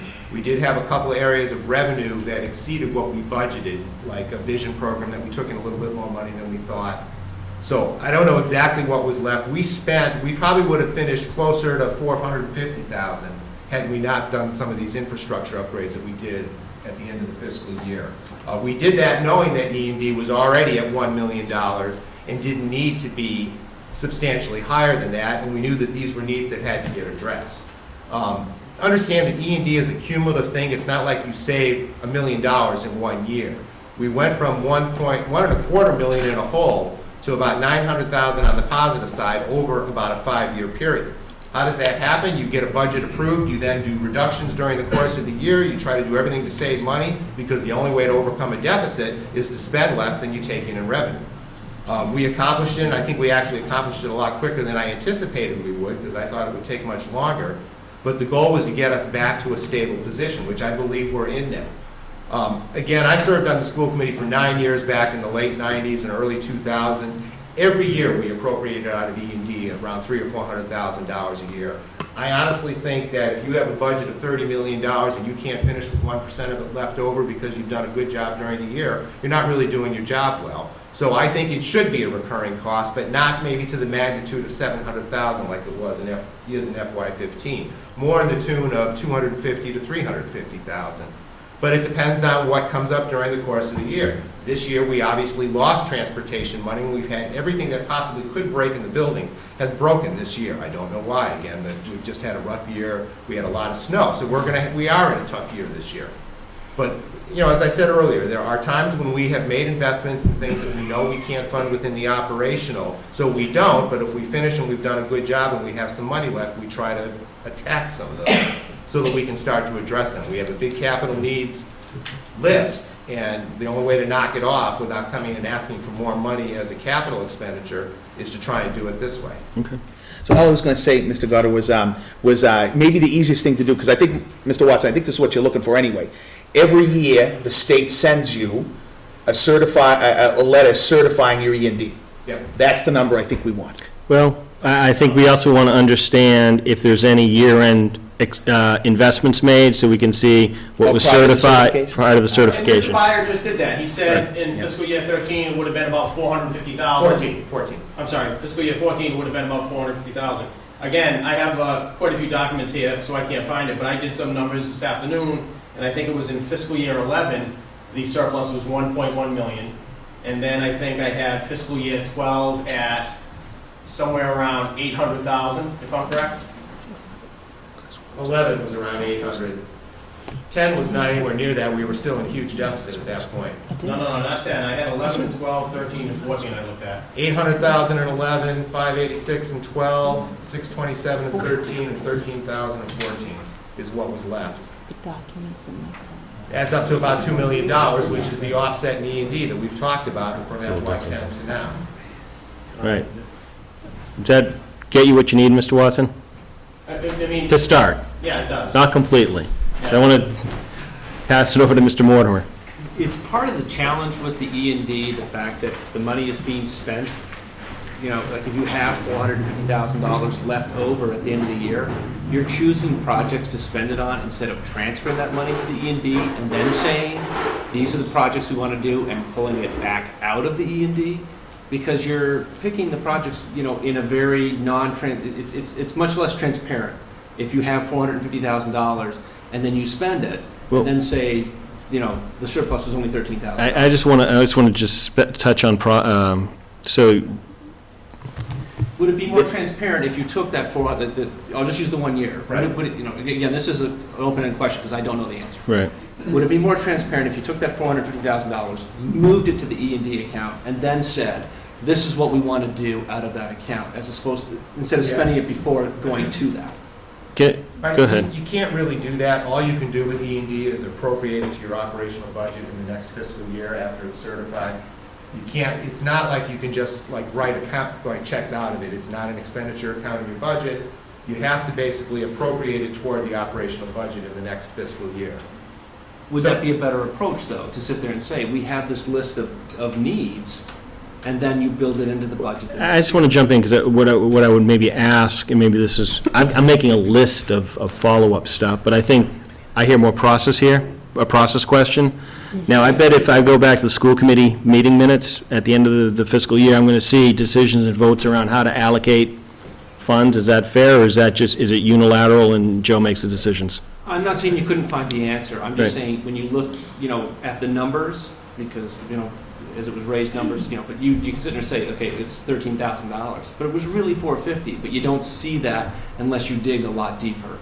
That's what I'm saying, but would it be more transparent if you did it a different way?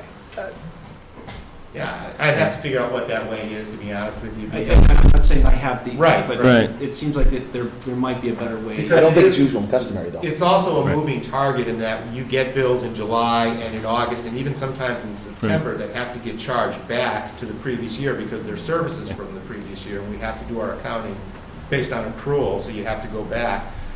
I mean, there might be a way to do that. I don't know what that way is. I think it's an interesting idea, because I think to the school committee folks here, what you're hearing is there's question about what happened, and that expense and the decisions made are not like how we need to handle free cash on the municipal side, where we go to town meeting and say, hey, here it is, this is what we're going to spend it on, people get to vote. Unfortunately, we have to do, not unfortunately, it's good that we do that. Oh, I'm going to get killed for that one. But I think the school district is a separate legal entity, right? And I think we are part of a regional school district. They are, to some degree, autonomous on things like that. So if it's a suggestion to the school committee, I'm sure they'll be open to hearing and considering it. Chief Horn will be first, Mike. But I just want to make sure people understand that, because a lot of people think, well, how come they can spend money without me voting? because it's not really the municipal budget we're talking about this No, and time. you raise a good point. That's probably what's triggering it, because I know Right. on the town side, we have to go ask for every single thing. Right. It just may avoid this type of line of questioning in the future. You know, I think transparency is a good objective, to be perfectly honest. Mr. Horn, Chief First of all, Horn. I'd like to say, Mr. Chairman, great job running this meeting, and also to Mr. It's gonna go Byer. south now. Everyone's kind of jumping on him, I know how he feels, I've been here many times, and he's doing a great job. Just a quick question, on those surplus numbers that we just got a couple minutes ago, was that before or after spending money on other projects that the district deemed appropriate? So I guess what my question is, as an example of that 13,000, it sounded like I at one point heard that if they had to spend money on other things, they would have a surplus somewhere around 500,000 or 600,000. So what I'm trying to find out is, are those what was transferred into the E&D account, and was there in fact a greater surplus prior to that? That I recognize they have the full absolute authority under Right. law to spend on other things. I So, don't have any issue with that. okay, I just wanted to make the numbers correct. In 11, 12, and 13, not a whole lot. Some very minor things, but not a whole lot, because we were really trying to offset the E&D issue. In 14, those were the numbers I just gave you. I mean, again, you gotta keep in mind, we were $1.25 million in the hole, and we couldn't stay there. I just want to clarify too, so Chief, you're saying, you heard 13,000, but then you said if I didn't do anything, I had 450. So are you, we rolled 13,000 to E&D, but we could have rolled, without any end-of-year investments, we could have rolled 460, 470. Is that what? Some other amount. Right. Then that's, so we're in agreement. And I think that's what he said, so. No, that was more from my understanding, trust me. Mr. Watson? I found my numbers. In fiscal year 12, the budgeted amount was $28,399,919. And the actual from the district's paperwork was $27,059,975, which gives you a difference of $1.3 million. What did you have for an actual budget for FY12? The budget I have, $28,399,919. No, that's incorrect. It's $27,766,645. See, and again, I mean, this is the district's paperwork I have here. So it does get confusing for the taxpayer who looks at it. Right. I just printed this off their page, their webpage tonight, and it says $28,399,919. For which fiscal year? Fiscal year 12. Let me see if I can find the same thing. Okay. One thing I want to make note of right now, so what kind of questions remain, and Mike, we're not going to get through all 30 of yours tonight, but I did get the high sign that we got about 10 minutes left of recording space, and I'm happy to continue. I'm just kind of curious if there's other questions that are out there right now, because this is going to come back on Monday, and we're going to keep this out there, so this discussion is not ending, we just might be putting it on a hiatus. Mr. Mortar, your question? I have one question, on the minimum town for the funding and so forth. Yep. It's 66%, which is our target, is that correct? Target share. Okay, and what percentage are we doing today? We're about, I think it's 54. no, I think we're about 8% short, so we're about 58, I I thought it was think. like 58. Is it 58? Yeah. Okay. 57. Yeah, 58. Okay, yeah. I think If we bridge that gap, do we know how much that is in a dollar amount? If we go from 58 to 66, do we know how much that would, extra that's going to cost, would cost the town? Yeah, I saw something on the website today that implied that it was around 600,000 or so that they're going to add to minimum contribution, what they take off of Chapter 70. It's a combination of the two, so, and it's a moving target every year, it changes a little bit. Last year it was a little over 66%, this year it's like 65.8%. It all depends on per capita income, per capita property value, but don't hold me to it, but I want to say around 600,000. You know, I think one thing we might be able to bring that helps discuss, we talked about that in the multi-board. You know, basically, this override brings us to about state average of about 119% of foundation, and the discussion continued to say, okay, if that's what we are, then the only other thing we've got to work on now is the shift from the state back to the town, but the overall pie stays about the same size. Does that make sense? So we actually thought I thought I heard a number in that meeting that kind of understood what that gap was. Does this bring us to the 66?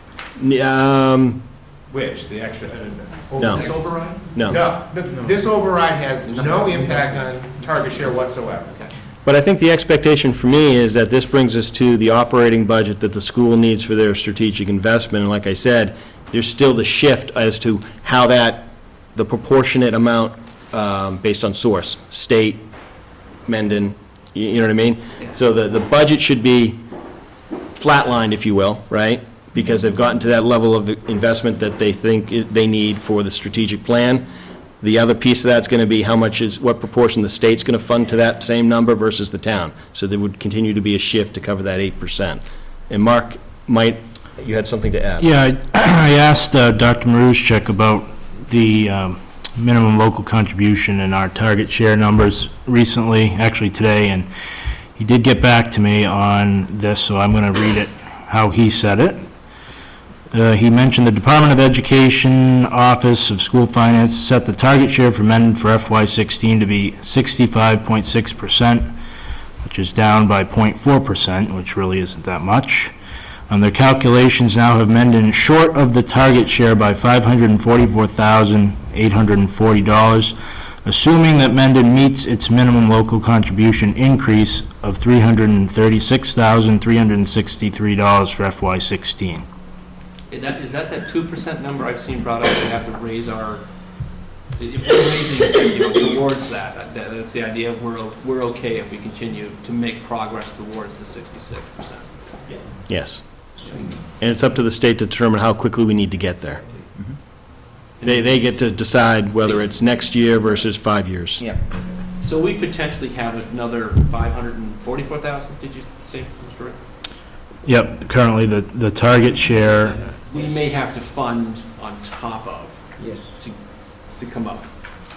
In addition, at some point in the future, we may have to come up with another 500, if all else holds. And I would even guess that, and I think the cost of things could continue to go up. Sorry, I'm looking behind you. So I guess the open-ended question, and I don't have an answer for this, is there a way to take any of this override to bridge the gap to the 66 instead? No.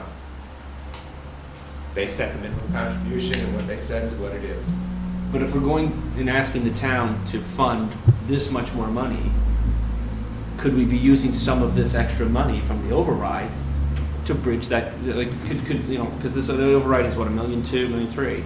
Could the $544,000 of this override, fix the problem today of the minimum funding level that we have to get to, and then the rest is about the strategic plan? Or am I just oversimplifying? Well, I suppose we could ask them. I mean, they determined the minimum. It's time for my Your minutes. bird is making noise. They set foundation budget, they set all this stuff. I mean, I suppose we could approach them and say, hey, look, we'd like to get there now, can you do this? No, can I comment? Real quick, because we got about 3 minutes. All right, just real quick. So this is the conversation that got me, I don't even want to say got me in trouble the other day.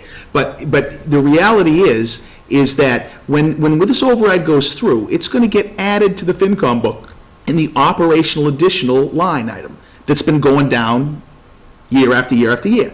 Once it goes there, and this is the conversation I've had with Joe and I've had with Jay, is that, okay, now, year to year, I don't expect the year to be looking for any more than the 50/50 you've been getting.